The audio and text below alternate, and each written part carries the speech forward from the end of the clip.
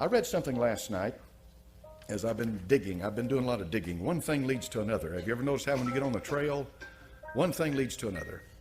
And when I started reading this, it's one of these things in your life, when you read it, you'll never forget it. All right, I'll never forget this. I'll never forget it because of the implications involved in it. First of all, it's the testimony of an honorable man. Admiral, he's an admiral. He's gone on now, but Admiral Byrd, Richard Byrd. Here's the man who flew over the North Pole and was awarded the Congressional Medal of Honor. And I read the statement attached to that, how that he risked his life and so forth. He flew over the South Pole. That's not all he did, though. After the war, he led an expedition to South America with over 4,000 troops and 8, 9, 10, 12 warships. And it was called Operation High Jump. Never heard of it. But when you find out about one thing, it leads to another thing. But let's get into it quickly because you're wondering what's going on. The man's an aviator. He's a pilot. And he leaves at 0600 hours. That's 6 o'clock in the morning for folks that, you know, if you're not familiar with the 24-hour clock. 0600 is 6 o'clock in the morning. He flies out and he headed north. He gives updates as to his flight, to turbulence that he gets in the air. He drops his altitude, raises his altitude, standard procedures of any pilot. And he does this, and he talks about how he does it, and continues to fly. He has constant radio checks with his base, so they'll know where he is. They can keep up with him. And back in those days, they didn't have GPS and all of that stuff, so they flew by what's called dead reckoning a lot of times.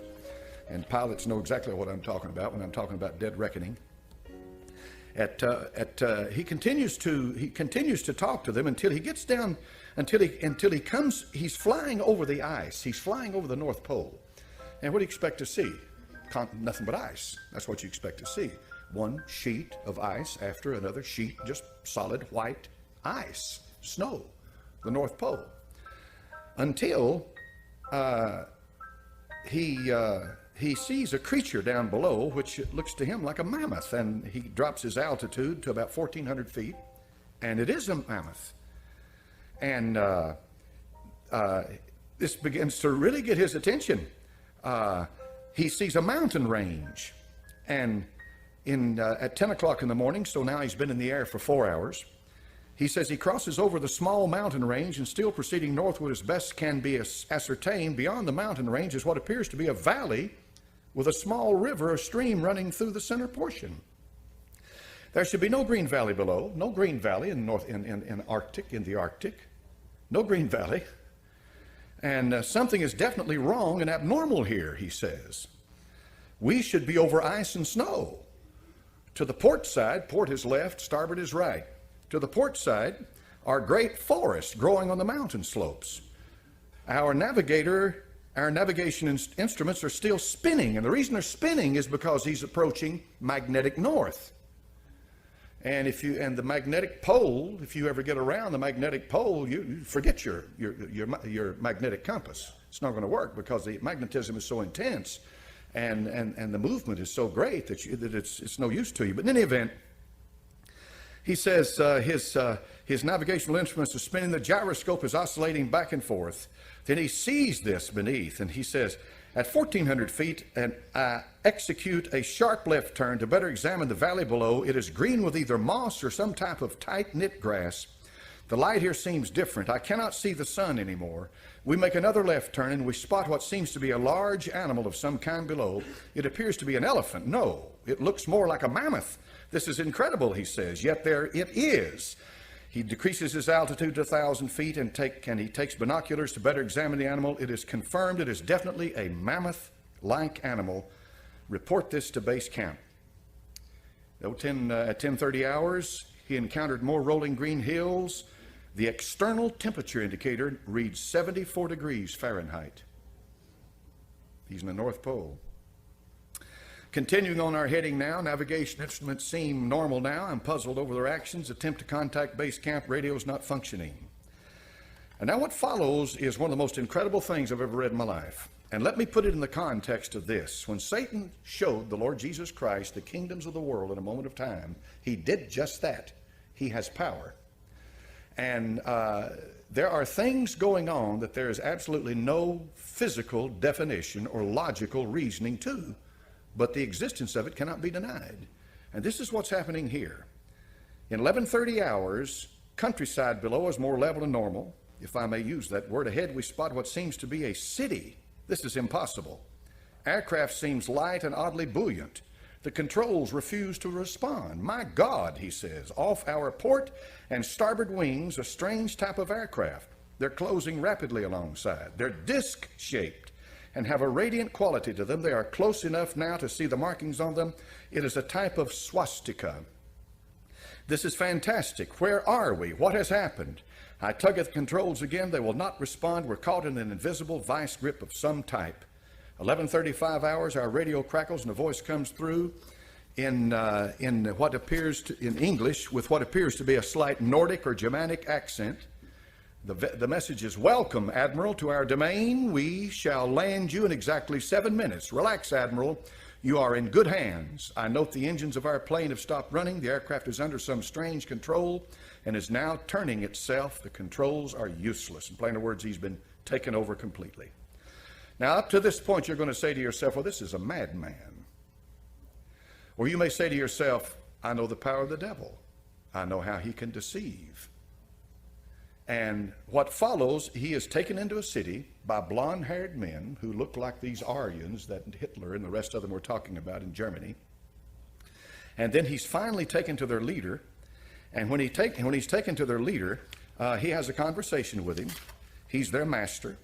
And that master tells him that essentially that they've been observing us on top of the earth where we live for a long time, and that we have gotten to the point by killing each other. And they're talking about the atomic bomb that had just been recently dropped on Hiroshima and Nagasaki. You know those two. This happened in 1947, I think this happened. And they were saying that we are going to have to do something with the people who dwell on earth. They tell Admiral Byrd that he's an honorable man, and he asks him, why am I here? They said, because you're chosen to be here. You're a man that we can trust. We're going to tell you what's happening. We're going to tell you all of this. They tell him. They send him back. So he goes back and he tells his superiors. And apparently they tell him to hush this up. This stays hushed until right before he dies, this diary comes out. Because he says, I cannot leave this world without letting humanity know what has happened. I cannot leave. I must tell them what happened. Before we go any further, let's ask ourselves some questions. Number one, did he write this diary? Is this Admiral Byrd's diary? Did he really write this? Number two, if he really did write this, and this is legitimate, this is his diary, then something obviously happened to this man when he was over the North Pole. Something happened. Something obviously happened to this man. Number three, regardless of whatever happened to this man, he's convinced something happened to him, so it's incumbent upon us, what did happen to him when he was over the North Pole? All right? If you press this thing a little further and do a little more studying into it, you'll find out that there's an awful lot of people out there that believe the earth is hollow, that there's not a molten mass in it like they say. Now, if you're a Bible believer, you know this. You know that the heart of this earth, hell, is located. If you believe the Bible, all right? If you believe the Bible. And if you believe the Bible, the book of Revelation makes it very plain that the bottomless pit, which is hell, was opened, and out of that pit came these creatures upon the earth. They're coming out on the earth. They're coming out on the face of the earth. Now, that's a wild thing. This is why a lot of churches in this country, an awful lot of churches in this country, absolutely refuse to read or study the book of Revelation or preach from it, because it has some things in it that just literally blow your mind. And that's one of them, talking about creatures coming up out of the bottomless pit, Apollyon and Abaddon and all of that. But if I'm a Bible believer, I believe it's real. All right. You can get off and you can get way out in left field with a hollow earth theory. All right. And you can get in deep into all of this stuff that I'm just going to present it to you this morning in the context of what we're studying, because we're studying a deceit that's coming on this earth of unbelievable proportions. A deceit. all right, a deceit.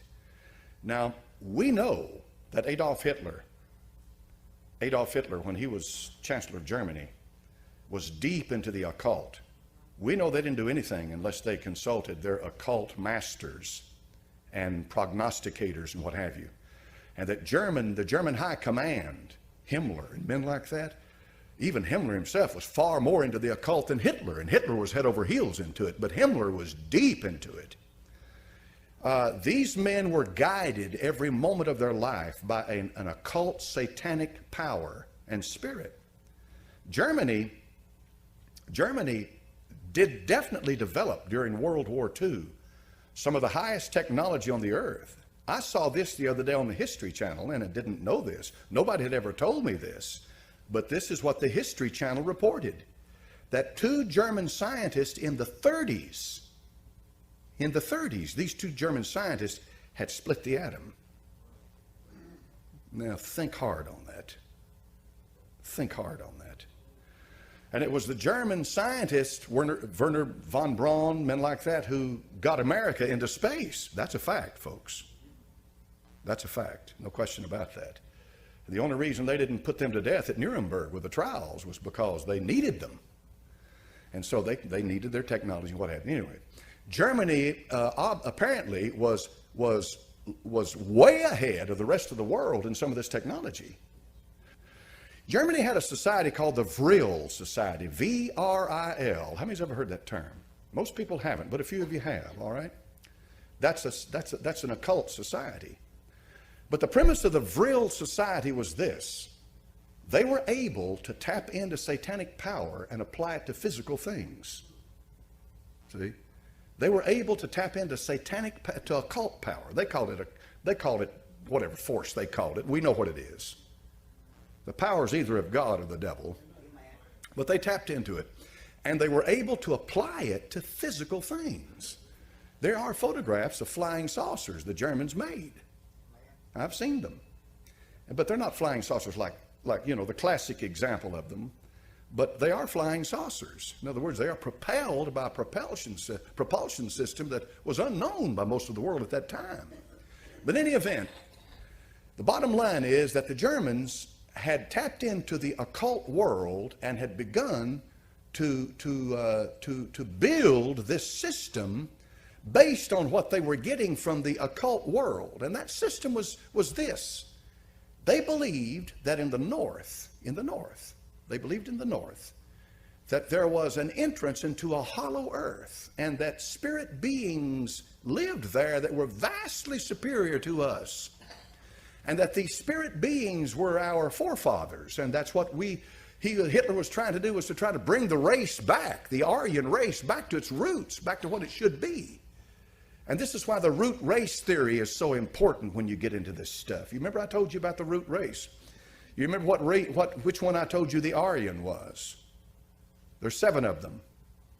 5, exactly. 5. It's number 5. It's the 5th. And this root race theory, the Theosophists taught it, Blavatsky in Russia taught it. All of this evolutionary, spiritual evolutionary that brings this super race, this super identity. These people believe that. The evolution, when you talk about biological evolution, all right, you're talking about what they teach at UT and all the major colleges in the world. They teach biological evolution. What is biological evolution? That's what Charles Darwin taught, right? All right, that's simple enough on the surface of it for people to relate to. Biological evolution. I don't believe it, but that's what they teach. All right. Then there is social evolution. All right. Political correctness is a product of social evolution.